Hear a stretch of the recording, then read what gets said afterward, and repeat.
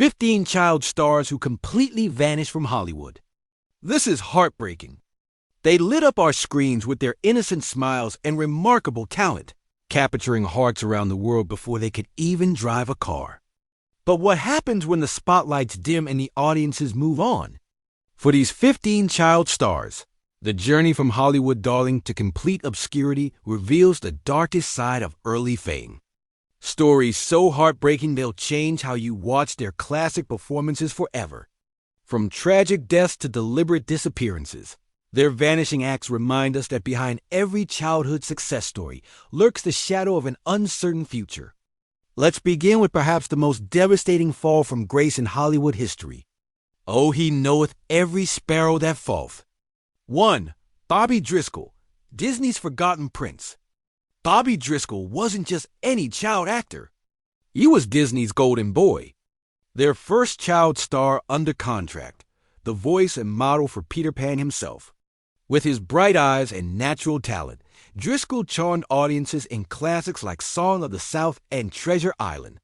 Earning a special Juvenile Academy Award by age 12, Walt Disney personally called him the living embodiment of his most famous characters.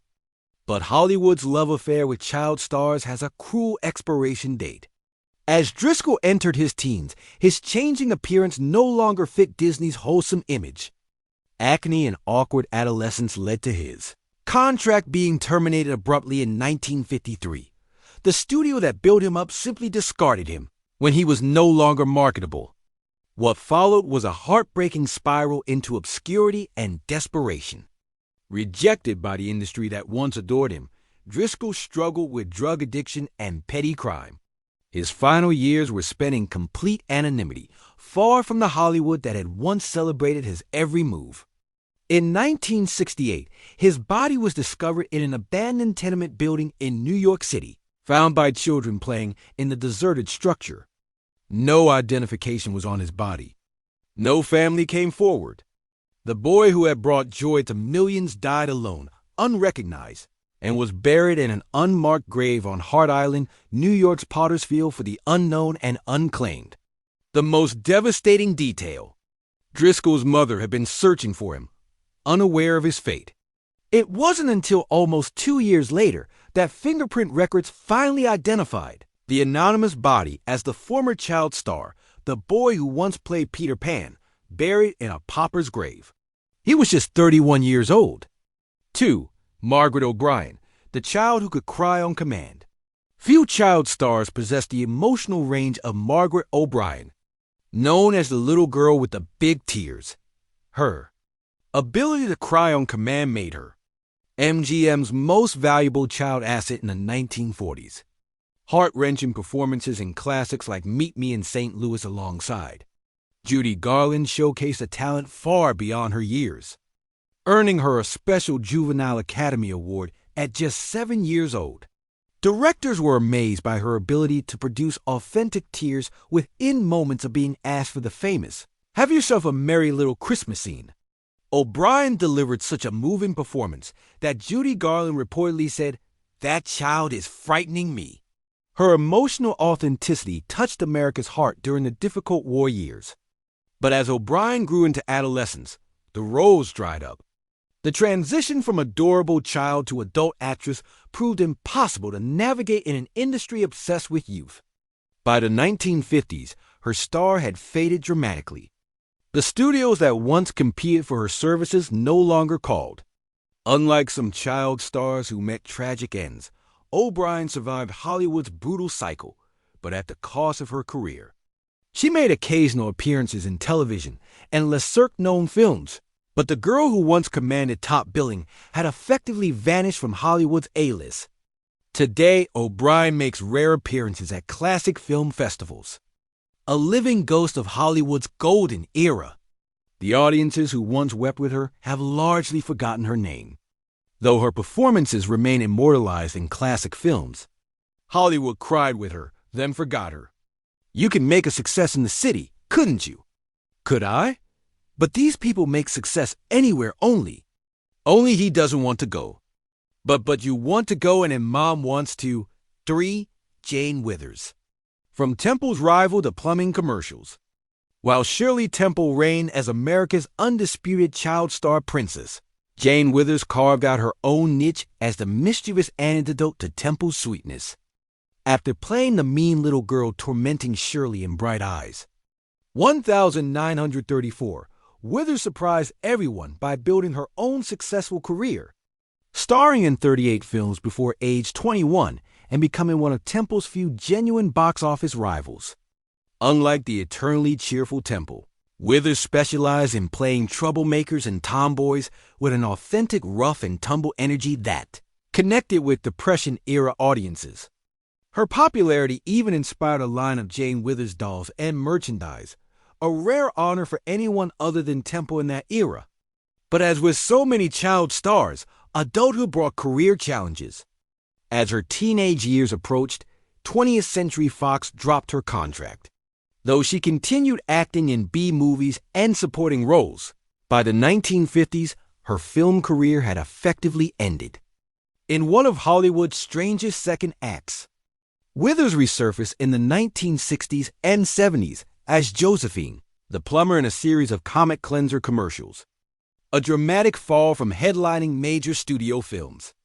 The commercials brought her brief recognition again, but when the campaign ended, she once again vanished from the public eye. While Withers lived a long life, passing in 2021 at age 95, her career trajectory embodied the harsh reality of child stardom. She went from stealing scenes to scrubbing sinks. Her early success merely a prelude to decades of obscurity. Hey, I've been looking all over for you. Did you get it? 4. Scotty Beckett. Our gang's tragic end. With his sideways baseball cap and infectious smile, Scotty Beckett charmed audiences as one of the most popular members of the Our Gang Little Rascals. Cast from 1934 to 1939, his natural charisma and comedic timing made him a standout even among the famously talented troupe of child performers. Unlike many child stars, Beckett initially managed a successful transition to teen roles. Appearing in major films like King's Row and The Jollies and Story, he seemed positioned to beat Hollywood's child star curse, landing a recurring role on the popular TV series Rocky Jones, Space Ranger in the early 1950s. But behind his cheerful on-screen persona, Beckett's life was unraveling. Multiple marriages, financial troubles, and increasingly serious legal problems painted the picture of a former star in free fall.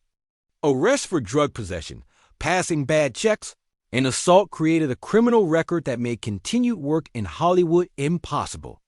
His downward spiral accelerated through the 1950s. After yet another arrest in 1968, Beckett checked into a nursing home following an injury. 2 days later, he was found dead in his room at just 38 years old. The official cause was listed as an overdose, though questions about the circumstances remain. The contrast between the joyful child who made America laugh and his troubled, abbreviated adult life couldn't be more stark.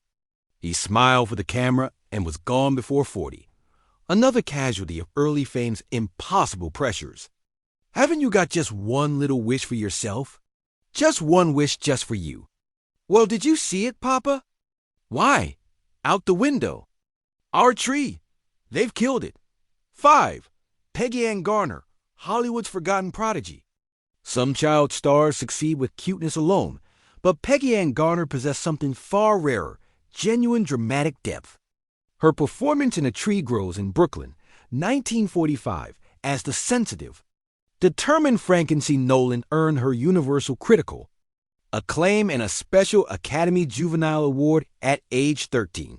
Critics marveled at her ability to convey complex emotions with a naturalness that many adult actors struggled to achieve. Director Alia Kazan, who would later work with Marlon Brando and James Dean, praised Garner's intuitive understanding of character, a prodigy whose talent seemed to promise a brilliant adult career. Follow-up successes in films like Jane Eyre and Home Sweet Homicide positioned her as one of Hollywood's most respected young dramatic actresses. But as Garner entered her late teens, the roles inexplicably disappeared. The transition from child prodigy to adult actress proved impossible to navigate in an industry that had typecast her. By her early 20s, major film offers had dried up entirely. The girl, once hailed as one of cinema's most natural talents, found herself struggling for bit parts on television. Unlike her contemporaries Elizabeth Taylor and Natalie Wood, who successfully navigated the transition to adult roles, Garner found herself increasingly forgotten. She took work as a real estate agent and fleet car saleswoman to support herself, making occasional small appearances in television through the 1950s and 60s before disappearing from entertainment entirely. When she died of cancer at just 52, few in Hollywood seemed to notice the passing of a performer once considered among the most promising of her generation. They called her brilliant. Hollywood called her back. Never. Oh, Josephine, I can't walk around in that sign and kids will laugh. But it has a very important message. 6. Roddy McDowall, the star who vanished behind the camera. With his distinctive British accent and mature performing style, Roddy McDowall became one of Hollywood's most reliable child actors through classics like How Green Was My Valley and Lassie Come Home. Unlike many of his contemporaries, McDowall successfully navigated the transition to teen roles, becoming